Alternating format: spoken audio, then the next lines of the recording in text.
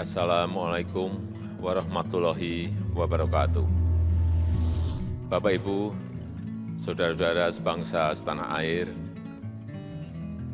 pagi tadi saya telah memimpin rapat terbatas secara virtual tentang Undang-Undang Cipta Kerja bersama jajaran pemerintah dan para gubernur.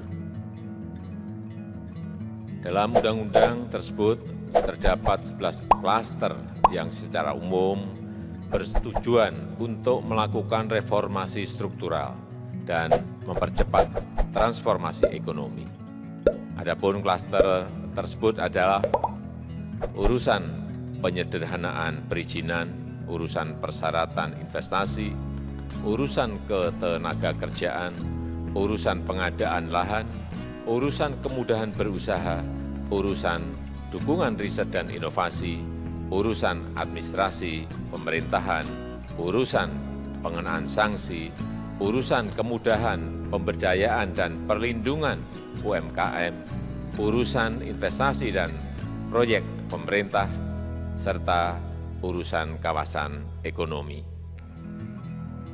Dalam rapat terbatas tersebut, saya tegaskan mengapa kita membutuhkan Undang-Undang Cipta Kerja.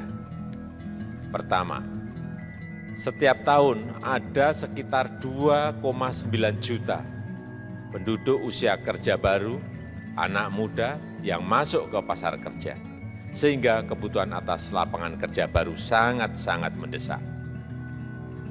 Apalagi di tengah pandemi, terdapat kurang lebih 6,9 juta pengangguran dan 3,5 juta pekerja terdampak pandemi COVID-19. Dan sebanyak 87% dari total penduduk bekerja memiliki tingkat pendidikan setingkat SMA ke bawah, di mana 39% berpendidikan sekolah dasar. Sehingga perlu mendorong penciptaan lapangan kerja baru, khususnya di sektor padat karya. Jadi, Undang-Undang Cipta Kerja bertujuan untuk menyediakan lapangan kerja sebanyak-banyaknya bagi para pencari kerja serta para pengangguran. Kedua, dengan Undang-Undang Cipta Kerja akan memudahkan masyarakat, khususnya usaha mikro kecil, untuk membuka usaha baru. Regulasi yang tumpang tindih dan prosedur yang rumit dipangkas. Perizinan usaha untuk usaha mikro kecil (UMK) tidak diperlukan lagi, hanya pendaftaran saja. Sangat simpel. Pembentukan PT atau perseroan terbatas juga dipermudah. Tidak ada lagi pembatasan modal minimum. Pembentukan koperasi juga dipermudah, jumlahnya hanya 9 orang saja. Koperasi sudah bisa dibentuk. Kita harapkan akan semakin banyak koperasi-koperasi di tanah air. UMK, usaha mikro kecil yang bergerak di sektor makanan dan minuman. Sertifikasi halalnya dibiayai pemerintah, artinya gratis. Izin kapal nelayan penangkap ikan misalnya, hanya ke unit kerja Kementerian KKP saja. Kalau sebelumnya harus mengajukan ke Kementerian KKP, Kementerian Perhubungan, dan instansi-instansi yang lain. Sekarang ini cukup dari unit di Kementerian KKP saja. Ketiga, Undang-Undang Cipta Kerja ini akan mendukung upaya pencegahan dan pemberantasan korupsi. Ini jelas karena dengan menyederhanakan, dengan memotong, dengan mengintegrasikan ke dalam sistem perizinan secara elektronik, maka pungutan liar, pungli, dapat dihilangkan. Namun, saya melihat adanya unjuk rasa penolakan Undang-Undang Cipta Kerja yang pada dasarnya dilatar belakangi oleh disinformasi mengenai substansi dari undang-undang ini dan hoax di media sosial. Saya ambil contoh, ada informasi yang menyebut tentang penghapusan UMP, upah minimum provinsi, UMK, upah minimum kota kabupaten, UMSP, upah minimum sektoral provinsi. Hal ini tidak benar, karena faktanya upah minimum regional, UMR, tetap ada. Ada juga yang menyebutkan bahwa upah minimum dihitung per jam. Ini juga tidak benar. Tidak ada perubahan dengan sistem yang sekarang. Upah bisa dihitung berdasarkan waktu dan berdasarkan hasil. Kemudian adanya kabar yang menyebutkan bahwa semua cuti sakit, cuti kawinan, cuti khitanan, cuti baptis, cuti kematian, cuti melahirkan, dihapuskan. Dan tidak ada kompensasinya. Saya tegaskan juga ini tidak benar. Hak cuti tetap ada dan dijamin. Kemudian apakah perusahaan bisa mem-PHK kapanpun secara sepihak? Ini juga tidak benar. Yang benar, perusahaan tidak bisa mem-PHK secara sepihak. Kemudian juga pertanyaan mengenai benarkah jaminan sosial dan kesejahteraan lainnya hilang. Yang benar, jaminan sosial tetap ada. Yang juga sering diberitakan tidak benar adalah mengenai dihapusnya AMDAL, analisis mengenai dampak lingkungan. Itu juga tidak benar. AMDAL tetap ada. Bagi industri besar harus studi AMDAL yang ketat. Tetapi bagi UMKM lebih ditekankan pada pendampingan dan pengawasan.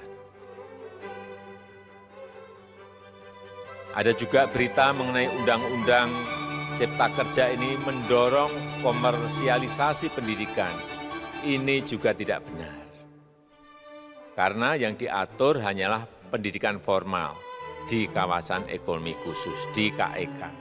Sedangkan perizinan pendidikan tidak diatur di dalam Undang-Undang Cipta Kerja ini. Apalagi perizinan untuk pendidikan di pondok pesantren. Itu tidak diatur sama sekali dalam Undang-Undang Cipta Kerja ini. Dan aturannya yang selama ini ada tetap berlaku. Kemudian diberitakan bahwa keberadaan bank tanah. Bank tanah ini diperlukan untuk menjamin kepentingan umum, kepentingan sosial, kepentingan pembangunan nasional, pemerataan ekonomi, dan konsolidasi lahan serta reforma agraria. Ini sangat penting untuk menjamin akses masyarakat terhadap kepemilikan tanah, kepemilikan lahan. Dan kita selama ini tidak memiliki bank tanah. Saya tegaskan juga bahwa Undang-Undang Cipta Kerja ini tidak melakukan resentralisasi kewenangan dari pemerintah daerah ke pemerintah pusat. Tidak ada. Perizinan berusaha dan pengawasannya tetap dilakukan oleh pemerintah daerah sesuai dengan NSPK, norma, standar, prosedur, dan kriteria yang ditetapkan pemerintah pusat. Ini agar dapat tercipta standar pelayanan yang baik di seluruh daerah dan penetapan NSPK ini dapat nanti akan diatur di dalam PP atau peraturan pemerintah. Selain itu, kewenangan perizinan untuk non-perizinan berusaha tetap ada di Pemda, sehingga tidak ada perubahan. Bahkan kita melakukan penyederhanaan, melakukan standarisasi jenis dan prosedur berusaha di daerah. Dan perizinan berusaha di daerah diberikan batas waktu. Ini yang penting di sini. Jadi ada service level of agreement. Permohonan perizinan dianggap disetujui bila batas waktu telah terlewati. Saya perlu tegaskan pula bahwa Undang-Undang Cipta Kerja ini memerlukan banyak sekali peraturan pemerintah atau PP dan peraturan presiden atau Perpres. Jadi setelah ini akan muncul PP dan Perpres yang akan kita selesaikan paling lambat 3 bulan setelah diundangkan. Kita pemerintah membuka dan mengundang masukan-masukan dari masyarakat dan masih terbuka usulan-usulan dan masukan dari daerah-daerah. Pemerintah berkeyakinan melalui Undang-Undang Cipta Kerja ini jutaan pekerja dapat memperbaiki kehidupannya dan juga penghidupan bagi keluarga mereka. Dan kalau masih ada, jika masih ada ketidakpuasan terhadap Undang-Undang Cipta Kerja ini, silahkan mengajukan uji materi atau judicial review melalui MK, Mahkamah Konstitusi. Sistem ketatanegaraan kita memang mengatakan seperti itu. Jadi, kalau masih ada yang tidak puas dan menolak, silahkan diajukan uji materi ke MK. Saya rasa itu yang bisa saya sampaikan pada kesempatan yang baik ini. Terima kasih. Wassalamualaikum warahmatullahi wabarakatuh.